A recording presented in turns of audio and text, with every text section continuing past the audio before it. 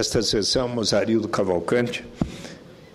eu vou fazer uma reflexão sobre a crise da citricultura e a terceirização da mão de obra, um tema que preocupa muito a crise a todos os paulistas e, sobretudo, os envolvidos com o cultivo da citricultura. É um tema que tenho acompanhado há anos.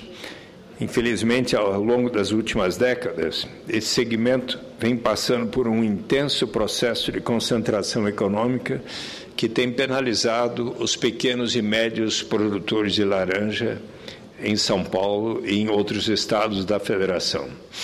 No interior paulista, lavouras foram derrubadas e a laranja deu lugar às culturas de milho, cana, tomate, café e outras. Segundo informações do presidente da Federação das Associações Rurais do Estado de São Paulo, FAESP, Fábio Salles Meirelles, publicadas no jornal O Estado de São Paulo em 15 de abril último, abrindo aspas, a safra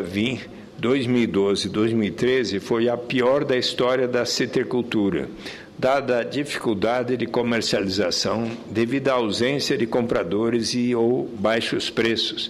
que resultou na perda de quase 80 milhões de caixas e de receita de aproximadamente 850 milhões de reais, além da exclusão de cerca de 2 mil citricultores e de milhares de trabalhadores rurais da atividade. Fecha aspas. Além disso, continua Fábio Meirelles, o IBGE estimou números alarmantes para a citricultura, pois a área a ser colhida nessa safra terá redução de 13,8% em nível Brasil e de 21% no estado de São Paulo, o que equivale a uma diminuição de 115 mil hectares de área plantada para essa cultura. Esse quadro, segundo a Associação Nacional dos Exportadores de Sucos Cítricos, a Citrus BR, é resultado dos altos estoques de suco das empresas processadoras de laranja agregado à queda do consumo mundial. No entanto, apesar do fraco desempenho desse setor, segundo as informações sistematizadas pelo Estado de São Paulo e divulgadas pelo presidente da FAESP, o Brasil é o maior produtor e exportador de suco de laranja, respondendo por 80% do comércio mundial, sendo que a produção brasileira da fruta está concentrada no Estado de São Paulo e 85% dela destina-se ao processamento de suco. A citricultura paulista representa uma valorosa cadeia produtiva do agronegócio brasileiro, seja pelas exportações de 2,2 bilhões de dólares, pela renda agrícola agregada de 4,5 bilhões de dólares, ou pelo número de citricultores, trabalhadores rurais e prestadores de serviços na atividade,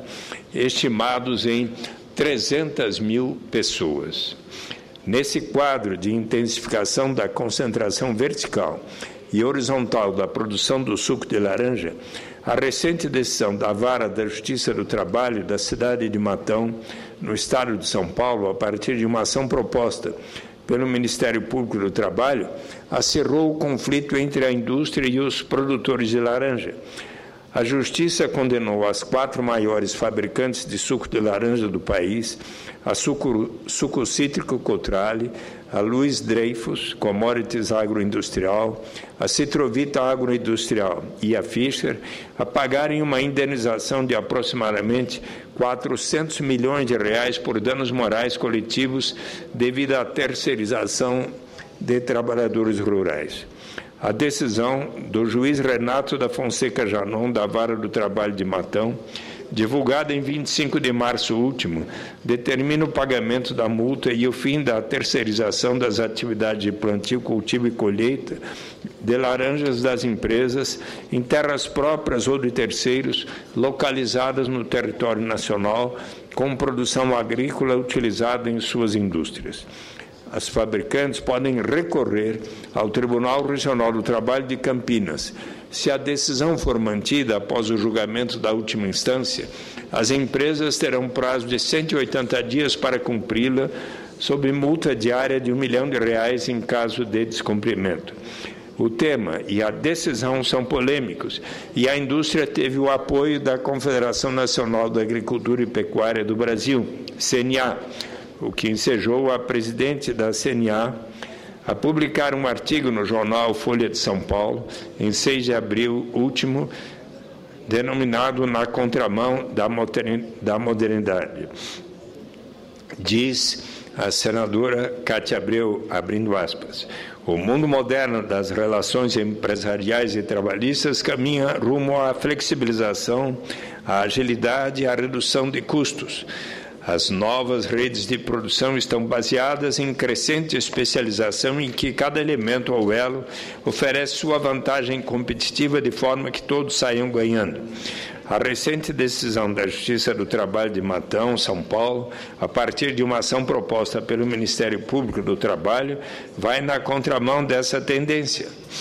Ela condenou as maiores indústrias de suco de laranja do país, Cutrale, Citrosuco e Luiz Dreyfus Commodities, a pagar a indenização de R$ 400 milhões por dano moral coletivo que teria sido causado, e esse é o problema, pela terceirização indevida de trabalhadores no plantio e colheita de laranja. Ora, o plantio e a colheita, assim como o transporte de frutos ou de grãos, são atividades por si mesmas que seguem regras próprias e nada tem a ver com uma suposta terceirização de mão de obra indevida, na opinião da senadora Cátia Abreu, que um pouco mais adiante prossegue da seguinte forma: não há mais sentido nas redes de produção modernas em separar como realidades distintas atividades meio de atividades fim. Elas se entrelaçam de uma forma indissociável, pois, segundo a perspectiva, fim se torna meio e meio fim. Se um empreendedor rural opta pela produção e pela colheita de um determinado produto, trata-se de algo que se origina de uma escolha sua, sendo dela responsável, inclusive do ponto de vista trabalhista.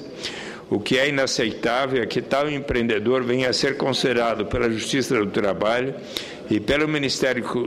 Público do Trabalho como um mero intermediário ou eventual ludibriador da legislação trabalhista ou até mesmo um trabalhador assalariado velado. A livre escolha é um princípio da moderna sociedade, fecha aspas, para a senadora Cátia Abreu. Contrapondo-se a esses argumentos e defendendo os interesses de pequenos agricultores, o presidente da ASSOCITRUS, Associação Brasileira de Citricultores, Dr. Flávio Viegas, enviou-me a seguinte mensagem eletrônica em 14 de abril. Abro aspas aqui para o senhor Flávio Viegas. A análise formulada pela senadora Cátia Abreu requer uma reflexão mais profunda do que é por ela exteriorizada, pois não se circunscreve aos critérios para a definição acerca da legalidade ou ilegalidade da terceirização, decisão, aliás, adstrita aos órgãos competentes como o Ministério Público do Trabalho e a Justiça Trabalhista, mas finca raiz em uma gama de medidas adotadas pela indústria para engrossar as linhas do cartel que costuraram há anos e que, por via oblíqua, atingiu em cheio os produtores e os trabalhadores do setor. Explica-se, diz o senhor Flávio Viegas. As indústrias de suco de laranja, historicamente, fizeram a colheita da laranja. As indústrias de suco de laranja que vinham sendo julgados no CAD por formação de cartel, assinaram em outubro de 1994 um termo de compromisso de cessação, TCC, comprometendo-se a interromper as práticas que vinham adotando, suspendendo com isso o processo. Em maio de 1995, no entanto, as esmagadoras assinaram entre si um contrato cuja essência evidencia o cartel e, em retaliação aos produtores, transferiram a colheita e o frete da laranja para os citricultores sem nenhuma compensação. Isto provocou enormes transformações no setor, pois os produtores passaram a arcar com os custos diretos e indiretos da colheita, além de fretes e riscos das operações. A consequência da incapacidade econômica, técnica e gerencial dos produtores em manter o mesmo nível de atendimento aos colhedores e transportadores ensejou enorme precarização nas condições dos trabalhadores, com descomunal impacto econômico e social, circunstância agravada pela criação, por parte das indústrias de falsas cooperativas de trabalho, as Copergatos, imediatamente censuradas e proibidas pela Justiça de Trabalho. A presidente da Confederação Nacional da Agricultura, cujo olhar se concentrou apenas nos interesses das grandes indústrias, não se atentou às especificidades da questão, abandonando aquilo que realmente importa para análise escorreita e imparcial do debate. A degradação da mão de obra e dos transportes é um desdobramento direto da gana das indústrias e seu cartel em expoliar os produtores que, a partir de 1995, passaram a ter que entregar a fruta nas fábricas pelo preço da fruta na árvore e, mais recentemente, os trabalhadores. No caso da citricultura, como na cana, a colheita é parte indissociável do processo produtivo, pois o produto não é estocável e o processo de colheita é controlado dia a dia, hora a hora, pelas processadoras. Em decorrência disso, são frequentes as paralisações das colheitas em função de paradas de fábrica, mudança de qualidade de fruta, evolução de maturação, entre outras causas. Além disso, o crescimento da produção dos pomares próprios das indústrias criou outros enormes problemas. O citricultor, além de não saber quando e como será feita a colheita, de ter escala de produção muito menor, de não ter condições de gerenciar o seu processo, concorre com a indústria em evidente desvantagem na contratação dos serviços de colheita e frete. A consequência é que os melhores colhedores e transportadores são contratados pela indústria, restando aos produtores equipes menos produtivas e que têm sua produtividade ainda mais comprometida pelas filas na porta das fábricas. Queremos enfatizar que nossa posição só é contrária à terceirização nos casos de estreita vinculação entre a colheita e as operações subsequentes. Para os produtos que permitem estocagem relativamente prolongada, a terceirização pode ser uma alternativa viável e até recomendável, o que não ocorre com a laranja. O retorno da assunção dos custos despendidos com a colheita e o frete para as indústrias é uma reivindicação antiga dos produtores e trabalhadores, principalmente se considerando que é iterativo o entendimento na Justiça do Trabalho, segundo o qual a colheita é parte do processo produtivo, portanto, não pode ser terceirizada. Fechando aspas para o senhor Flávio Viegas. Com essa mensagem, o presidente da Socitros solicitou-me que novamente apresente a essa casa a situação do mercado de trabalho da citricultura e requeira aos ministros da Agricultura, Pecuária e Abastecimento Antônio Eustáquio Andrade Ferreira da Justiça, José Eduardo Martins Cardoso e da Fazenda Guido Mantega a adoção de medidas e providências necessárias para que seja regulamentado o retorno da assunção dos custos expendidos com a colheita e o frete pela indústria, pois em tal fato está a origem do problema, e sua regulamentação certamente ensejará a resolução da situação de precarização em que se encontram pequenos e médios produtores e os trabalhadores da citricultura. Assim, senhor presidente, concluo solicitando a atenção dos ministros da Agricultura, da Fazenda e da Justiça com respeito aos apelos que os citricultores de laranja fazem, tendo em conta esse processo, mais uma vez, de concentração nas mãos das 4 grandes indústrias de suco de laranja. Com todo respeito com os seus responsáveis, mas avalio que é importante se chegar a um sistema de maior equidade no interesse de todos os trabalhadores e citricultores. Muito obrigado,